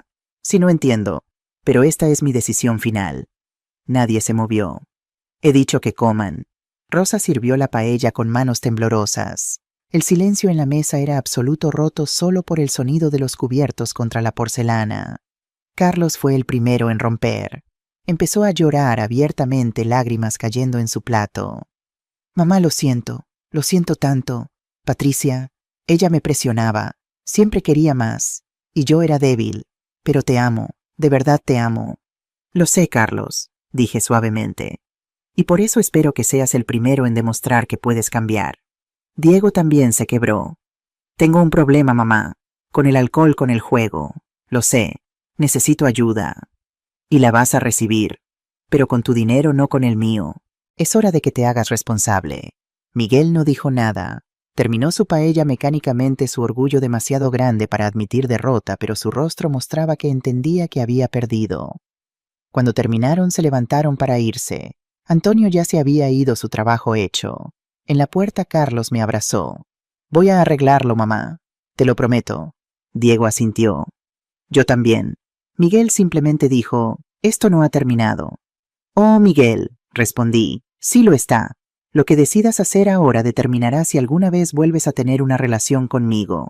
Elige sabiamente. Se fueron. La casa quedó en silencio. Rosa y yo nos quedamos en el comedor mirando la mesa destrozada, los sobres abiertos, las vidas cambiadas para siempre. ¿Hice lo correcto?, pregunté de repente insegura. Rosa tomó mi mano. Hizo lo que era necesario, señora, y yo voy a pasar el resto de mi vida demostrando que valgo la confianza que puso en mí. Lo sé, hija, lo sé. Esa noche, por primera vez en meses, dormí profundamente, sin pesadillas, sin miedo, sin traición. Había tomado de vuelta mi poder, había defendido mi vida, y aunque había lastimado a mis hijos, había salvado mi dignidad. Y a veces eso es más valioso que todo el amor del mundo. El lunes por la mañana a las 9:00 am, exactamente sonó el timbre de mi casa. Rosa bajó a abrir y regresó con una expresión preocupada. Señora Gabriela, hay un hombre con documentos legales. Dice que es un requerimiento judicial. Sonreí, más rápido de lo que esperaba, pero no me sorprendía. Miguel no era el tipo de hombre que aceptaba la derrota calladamente. El mensajero me entregó un sobre grueso. Dentro, una demanda legal presentada por Miguel Ramírez, Carlos Ramírez y Diego Ramírez contra Gabriela Ramírez Vega. Solicitaban 1. Declaración de incapacidad mental de Gabriela Ramírez. 2. Anulación de todas las transacciones realizadas en los últimos 30 días. 3. Nombramiento de Miguel Ramírez como tutor legal. 4. Acceso inmediato a todas las cuentas bancarias y activos empresariales. Leí cada página con cuidado. Era un trabajo profesional. Fernando Álvarez, el abogado que habían contratado, era caro pero bueno. Habían incluido declaraciones de los 3 hermanos sobre mi comportamiento errático. Un informe médico independiente pagado por ellos sugiriendo posible deterioro cognitivo post-neumonía. Testimonios de vecinos también pagados sobre comportamiento extraño. Declaraciones de que Rosa me había influenciado indebidamente.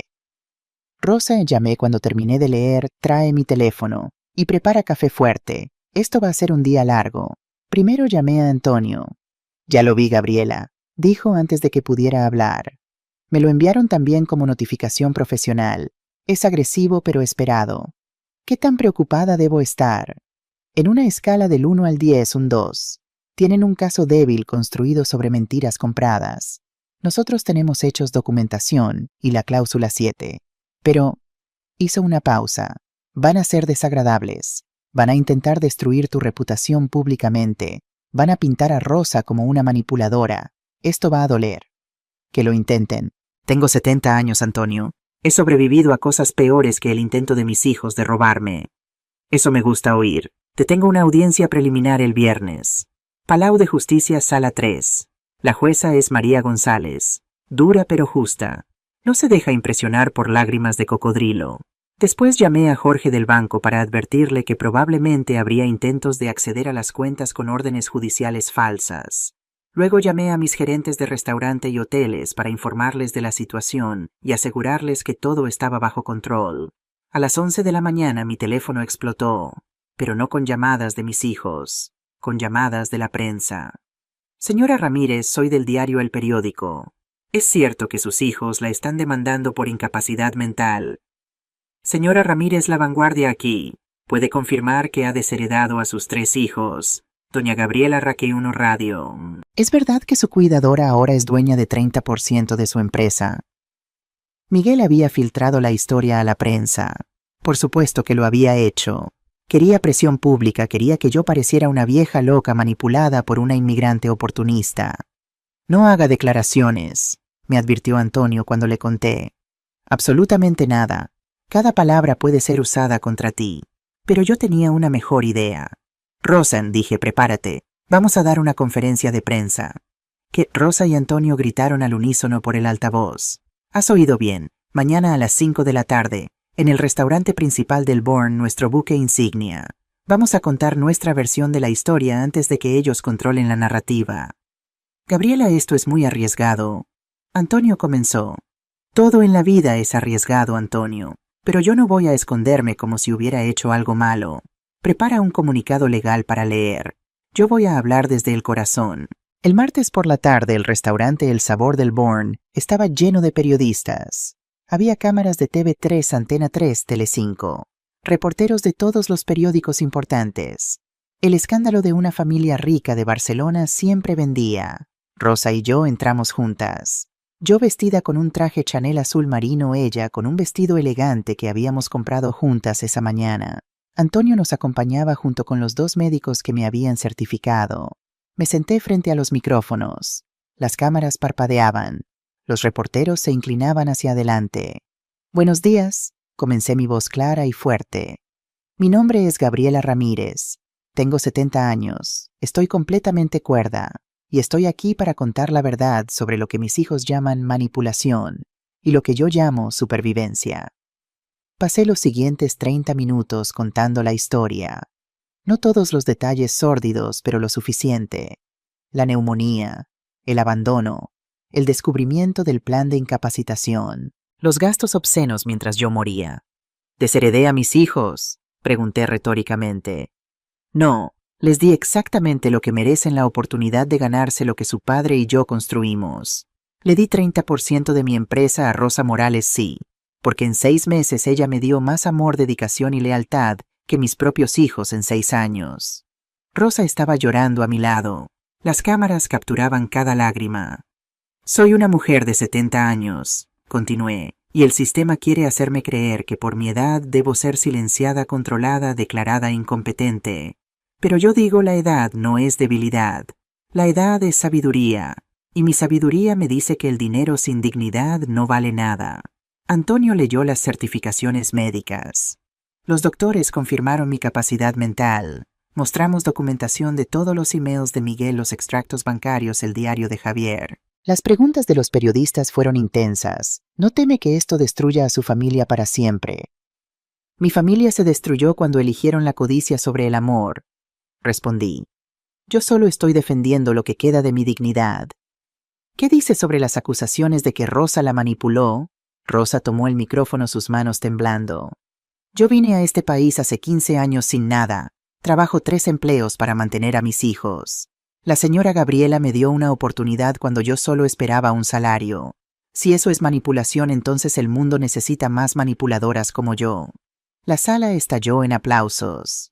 Algunos periodistas, especialmente las mujeres mayores, tenían lágrimas en los ojos. Cuando salimos del restaurante supe que había ganado la batalla de relaciones públicas. Los titulares del día siguiente lo confirmaron. El periódico Empresaria de 70 años planta cara a hijos codiciosos. La edad no es debilidad. La Vanguardia. El caso que expone el abuso financiero a personas mayores en familias acomodadas. El País. Gabriela Ramírez. Mis hijos querían mi dinero, no mi bienestar. Las redes sociales explotaron. Justicia para Gabriela se volvió tendencia en Twitter España. Miles de mujeres mayores compartían sus propias historias de abuso familiar. Rosa recibió cientos de mensajes de apoyo. Pero Miguel no se rindió. El jueves por la tarde recibí una visita inesperada. Era Elena, la esposa de Miguel. Vino sola sin mi hijo. Gabriela comenzó y noté que no me llamó suegra como siempre hacía. Necesito hablar contigo. Sin Miguel. La hice pasar. Rosa preparó té y se retiró discretamente. Voy a ser directa. Elena dijo, sus manos perfectamente manicuradas temblando alrededor de la taza de porcelana. Miguel está obsesionado con ganar este caso, no porque te ame, no por la familia, por su ego. No puede soportar que una vieja lo haya vencido. ¿Y tú? Pregunté. ¿Qué opinas tú? Elena miró su té. Creo que tienen razón, los tres. Me avergüenza admitirlo, pero yo fui parte del problema. Yo presioné a Miguel para gastar más para vivir mejor.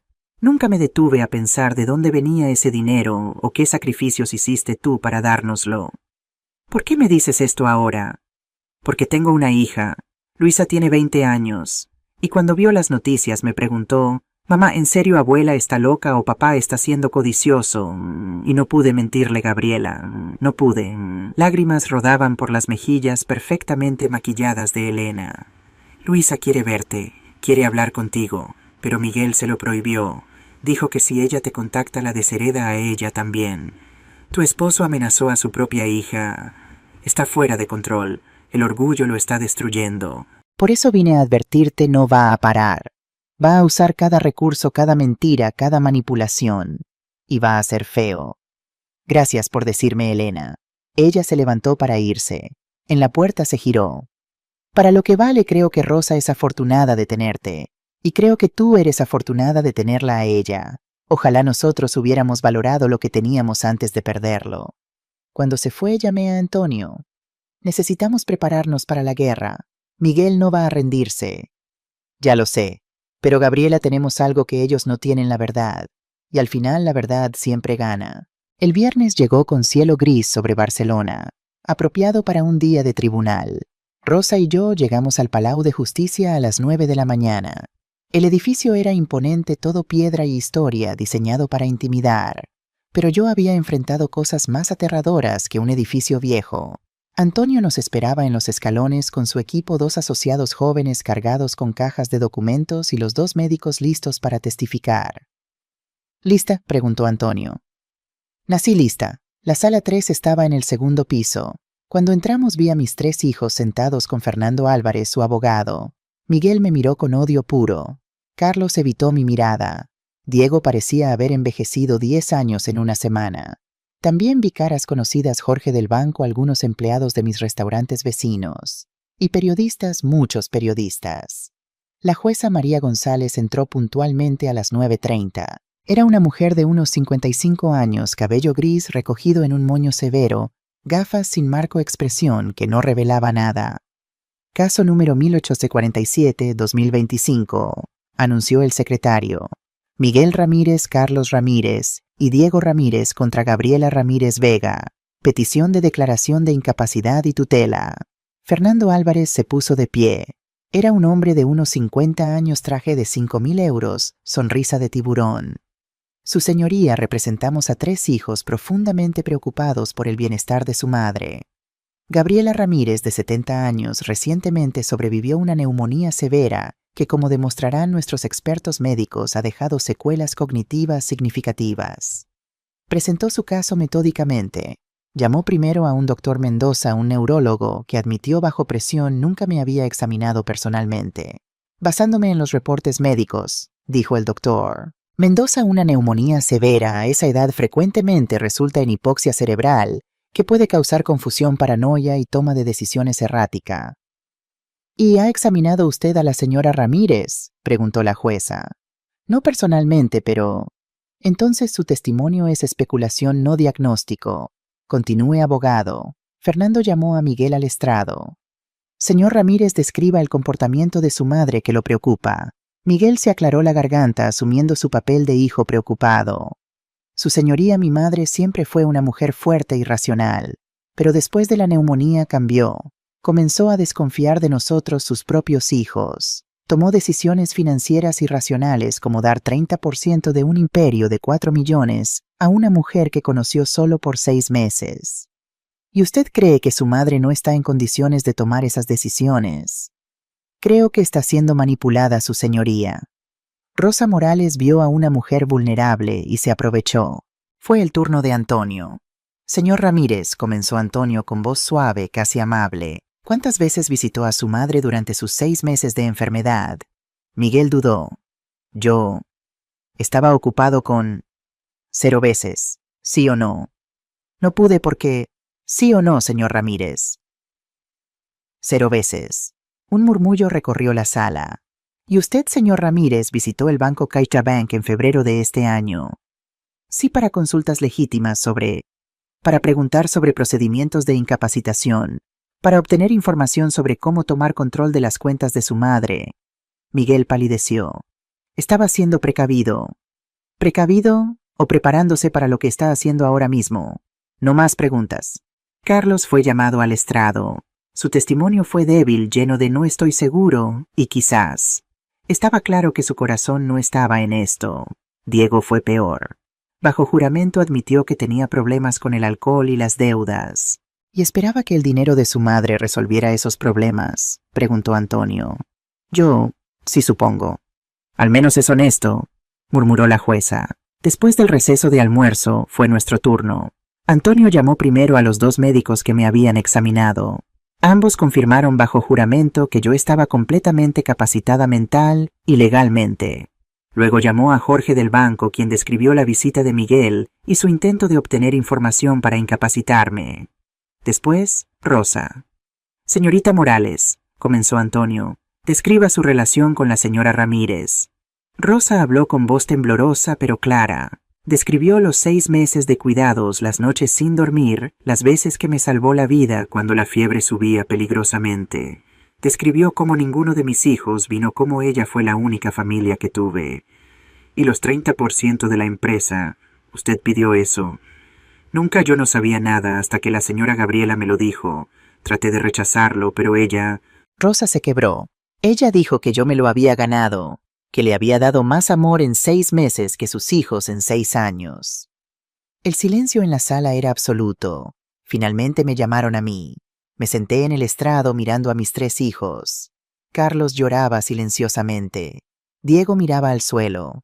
Miguel me devolvía la mirada con frialdad. Señora Ramírez, comenzó Antonio, ¿está usted en pleno uso de sus facultades mentales? Completamente. ¿Fue forzada o manipulada de alguna manera para hacer estos cambios financieros? No. Cada decisión fue mía, tomada con completa lucidez y con asesoría legal apropiada. ¿Por qué lo hizo? Respiré profundo. Porque mis hijos me abandonaron cuando más los necesitaba. Porque descubrí que estaban planeando declararme incompetente para robar lo que mi esposo y yo construimos. Porque el amor no puede ser comprado, pero el respeto puede ser exigido. Antonio sacó el diario de Javier. ¿Reconoce esto? Es el diario de mi difunto esposo, Javier Ramírez. ¿Podría leer esta entrada marcada? Con voz temblorosa leí, 22 de octubre 2020. Diego llegó borracho al restaurante hoy. Insultó a un cliente importante. Tuve que darle 5.000 euros para que no arruinara nuestra reputación. Diego no se disculpó. Solo dijo, papá siempre arregla las cosas. Estoy cansado, Gabriela. Tan cansado. Temo el día en que ya no esté para protegerte de ellos. Las lágrimas rodaban libremente por mis mejillas ahora. Mi esposo sabía que este día podría llegar. Por eso incluyó la cláusula 7 en su testamento. Para protegerme. Para darme el poder de protegerme. Entonces sucedió algo que nadie esperaba. Twist número 5. Luisa aparece. La puerta de la sala se abrió. Una joven de 20 años entró, cabello oscuro, largo, ojos llenos de determinación. Luisa, Miguel se puso de pie. ¿Qué estás haciendo aquí? Te dije que no vinieras. Su señoría, dijo la joven ignorando a su padre. Soy Luisa Ramírez, nieta de Gabriela Ramírez. Pido permiso para testificar. Fernando Álvarez se puso de pie. Objeción, no está en la lista de testigos. Su señoría, Antonio intervino rápidamente. La joven tiene derecho a hablar si tiene información relevante. La jueza González miró a Luisa con interés. Adelante, señorita, pero sea breve. Luisa caminó al estrado. Miguel estaba rojo de furia, pero no podía hacer nada. Su señoría, comenzó Luisa, su voz clara y fuerte. Mi padre y mis tíos están mintiendo. Mi abuela no está loca. Ellos son codiciosos. Luisa, Miguel rugió. Silencio. La jueza golpeó su mazo. Luisa continuó. En los últimos 6 meses, mientras mi abuela estuvo enferma, no la vi una sola vez porque mis padres dijeron que estaba demasiado grave para visitas.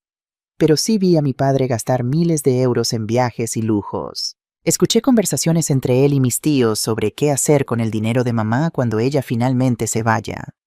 Eso es sacado de contexto. Miguel tartamudeó. ¿Es verdad que pasó 6 meses sin ver a su abuela?, preguntó la jueza. Sí, su señoría. Y cuando finalmente fui por mi cuenta hace 2 semanas, encontré a mi abuela más lúcida y fuerte que nunca. Y encontré a Rosa una mujer que cuidó de ella, como nadie en mi familia lo hizo. Si mi abuela quiere darle a Rosa todo su dinero, es su derecho. Rosa lo ganó. Nosotros no. Miguel se puso de pie. Eso es suficiente. Vámonos. Pero la jueza golpeó su mazo nuevamente.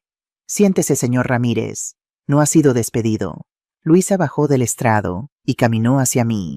Frente a toda la sala me abrazó. Lo siento, abuela. Siento no haber venido antes. Siento no haber sabido.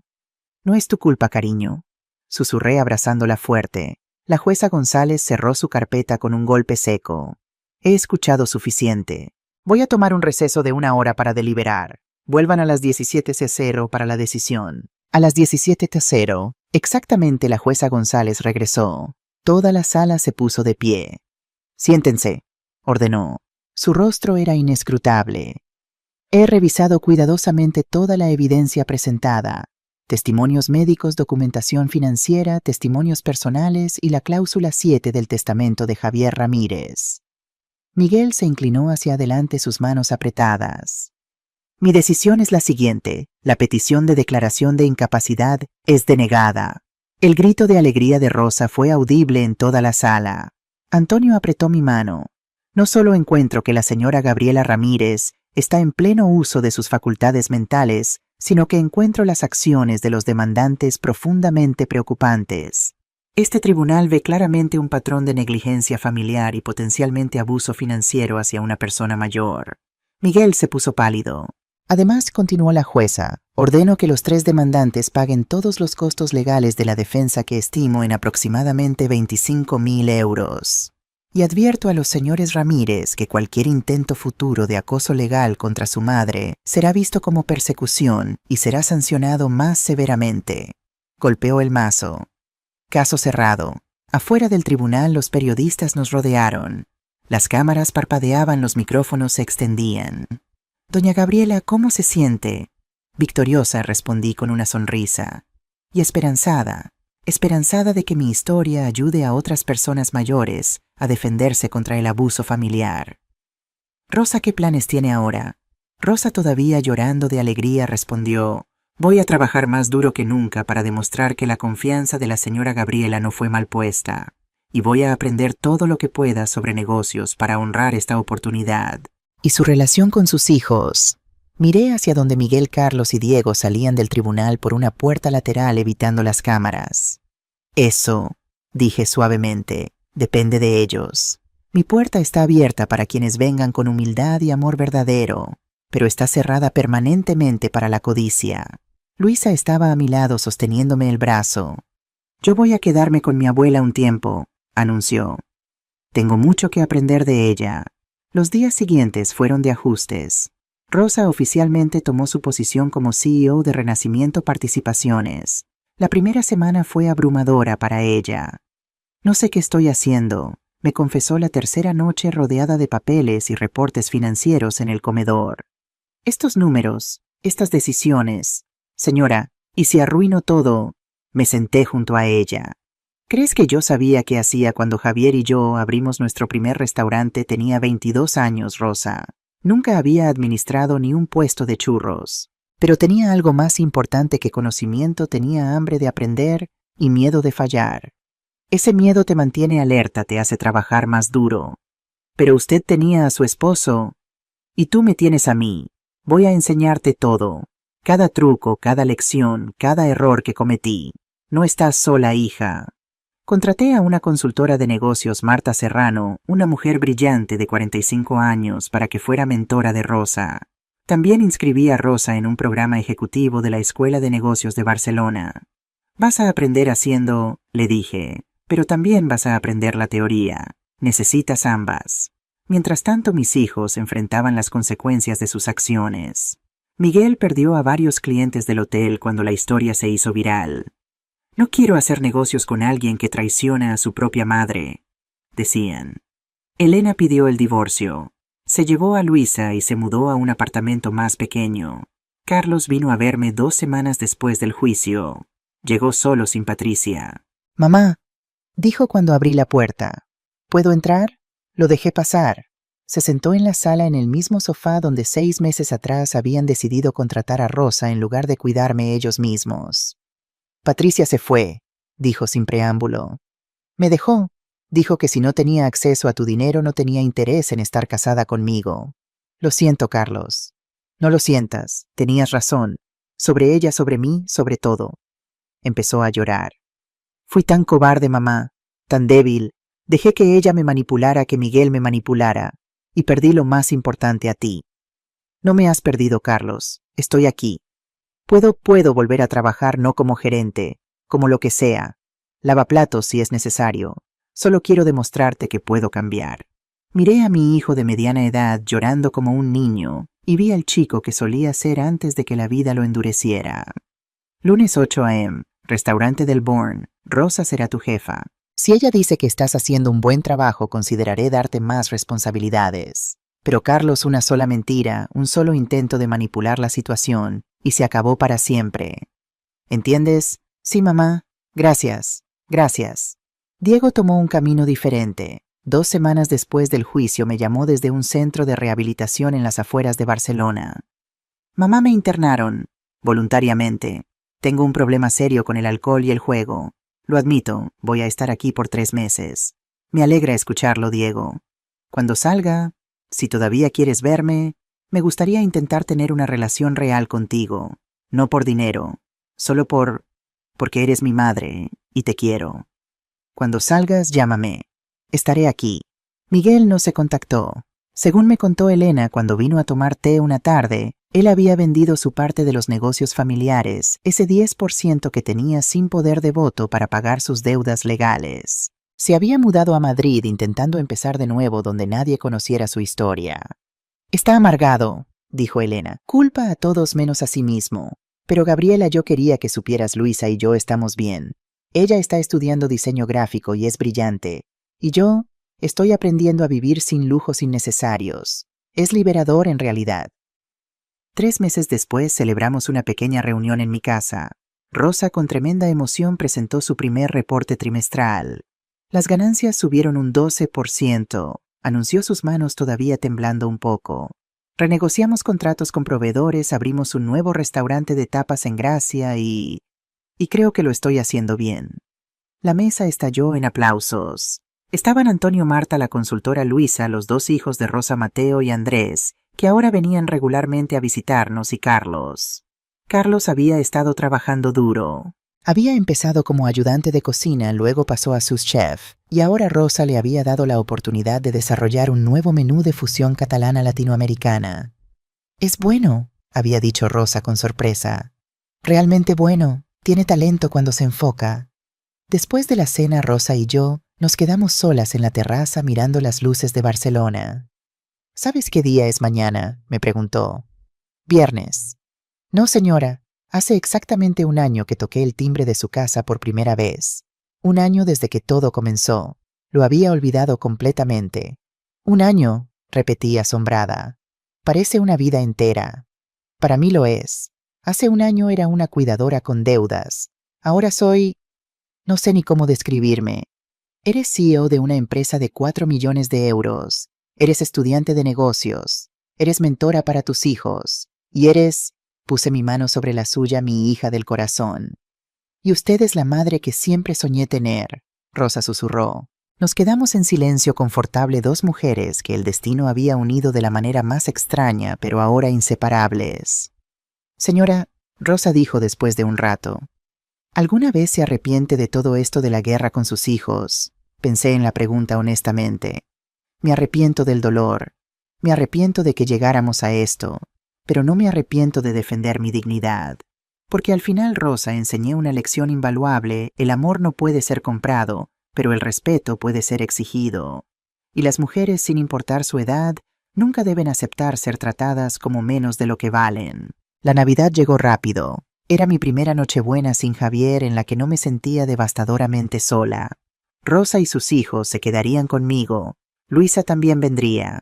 Antonio había prometido pasar para el brindis de medianoche. Incluso Carlos, que ahora vivía en un apartamento modesto en Gracia, vendría a cenar. ¿Segura que quiere que venga?, había preguntado nervioso por teléfono. No quiero arruinar su Nochebuena. Ven, hijo, es Navidad, y has trabajado duro este año. Pero no esperaba que el timbre sonara a las 11:00 de la noche, justo cuando estábamos sirviendo los turrones. Rosa abrió la puerta, y allí estaba Diego. Había cambiado. Estaba más delgado pero más saludable. Sus ojos estaban claros sin el brillo de alcohol que siempre tenían. Llevaba un ramo de flores simples y una caja de polvorones. «Mamá», dijo desde la puerta su voz quebrándose, «sé que no tengo derecho a estar aquí. Sé que no merezco tu perdón. Pero es Nochebuena y no podía pasar otro día sin decirte que lo siento. Lo siento tanto». Todos en la sala se quedaron en silencio. Carlos se puso de pie listo para defender si era necesario. Los hijos de Rosa miraban con curiosidad. «¿Cuántos días llevas sobrio?», pregunté. 142, casi 5 meses. «¿Y el juego? Ni un euro. Estoy trabajando como chef en un pequeño restaurante en Hospitalet. No es glamoroso, pero es honesto. Gano 1.400 euros al mes y pago mis facturas. ¿Y mamá?». Sus ojos se llenaron de lágrimas. Por primera vez en años puedo mirarme al espejo. Me puse de pie lentamente. Diego dio un paso atrás esperando rechazo, pero yo caminé hacia él y lo abracé. «Pasa, hijo. Es Nochebuena, y nadie debería estar solo en Nochebuena». Diego se derrumbó en mis brazos llorando como no lo hacía desde que era niño. «Gracias, mamá. Gracias». La cena continuó con una energía diferente. Diego conoció a Mateo y Andrés, los hijos de Rosa. Hablaron de fútbol y descubrieron que eran del mismo equipo. Luisa le mostró sus diseños gráficos y Diego dio ideas para menús visuales. Carlos y Diego hablaron por primera vez en meses. No sobre dinero o negocios, sino sobre vida, sobre segundas oportunidades, sobre hermandad. «Miguel no vino», comentó Diego alrededor de la medianoche. «No», dije, «y no vendrá. Algunos puentes se queman tan completamente que no pueden ser reconstruidos. Pero ustedes dos», miré a Carlos y Diego, «ustedes vinieron con humildad, con cambio real, y eso vale más que cualquier disculpa vacía». A las 12:00, cuando las campanas sonaban y Barcelona explotaba en fuegos artificiales, todos nos reunimos en la terraza con copas de cava. «Por las segundas oportunidades», brindé. «Por las familias que elegimos», añadió Rosa. «Por las madres que no se rinden», dijo Luisa. «Por los puentes que se pueden reconstruir», dijeron Carlos y Diego al unísono. Mientras bebíamos y los fuegos artificiales iluminaban el cielo, sentí algo que no había sentido en mucho tiempo: paz. No la paz de tener todo resuelto, sino la paz de saber que había luchado por mi dignidad y ganado. Barcelona, diciembre 2030. Tengo 75 años ahora. Mi cabello es completamente blanco, pero mi mente está más aguda que nunca. Me muevo un poco más lento, necesito un bastón para caminar largas distancias, pero estoy viva, activa y sobre todo rodeada de amor. Renacimiento Participaciones ahora vale 8 millones de euros. Rosa, contra todas las probabilidades, resultó ser una CEO brillante. Abrimos 2 hoteles más 5 restaurantes nuevos y hasta una escuela de cocina para jóvenes de bajos recursos. Carlos es ahora nuestro director culinario. Su menú de fusión ganó una estrella Michelin el año pasado. Se volvió a casar esta vez con una maestra de escuela llamada Carmen, una mujer sencilla y genuina. Tienen un bebé, mi primer bisnieto, que lleva el nombre de Javier. Diego lleva 5 años sobrio. Dirige nuestra escuela de cocina y es patrocinador de Alcohólicos Anónimos.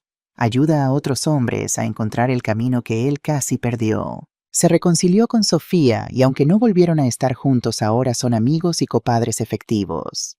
Luisa trabaja como nuestra directora de marca. Sus diseños son reconocidos en toda España.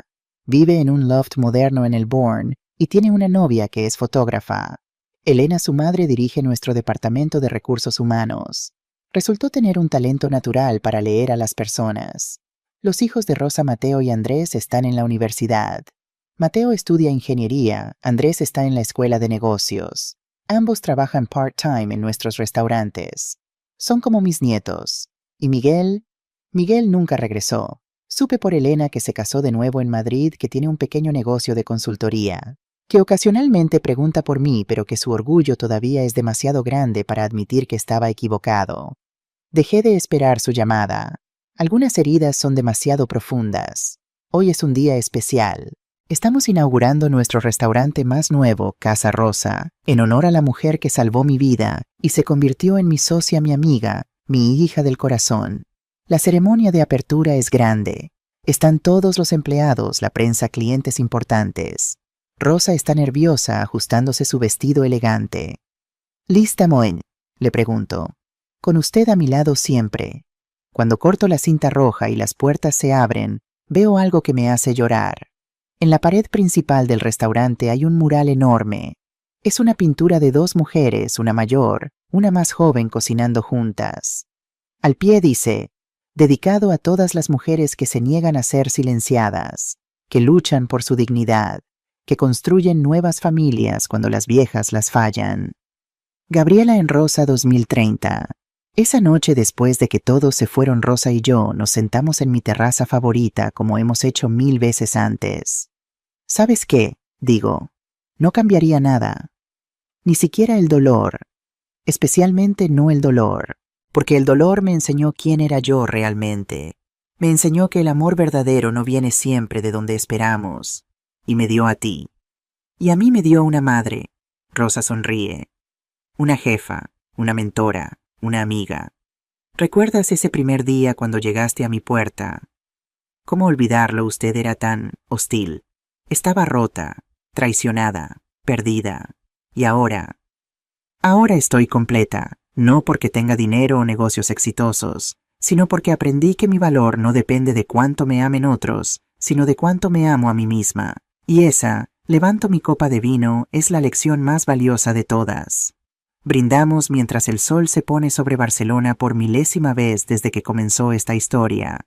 Pero esta puesta de sol es diferente. No es el final. Es solo otro capítulo en una vida que se negó a terminar en amargura. Soy Gabriela Ramírez. Tengo 75 años. Sobreviví a la neumonía, a la traición de mis hijos, a la batalla legal del siglo. Y no solo sobreviví, triunfé. Y mi mensaje para todas las mujeres que me escuchan, especialmente las mayores, las que piensan que su tiempo de pelear ha pasado: nunca acepten ser tratadas como menos de lo que valen.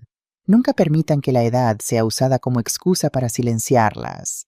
Y nunca olviden que el respeto no se regala, se exige. Yo lo exigí. Y gané. Y ustedes también pueden.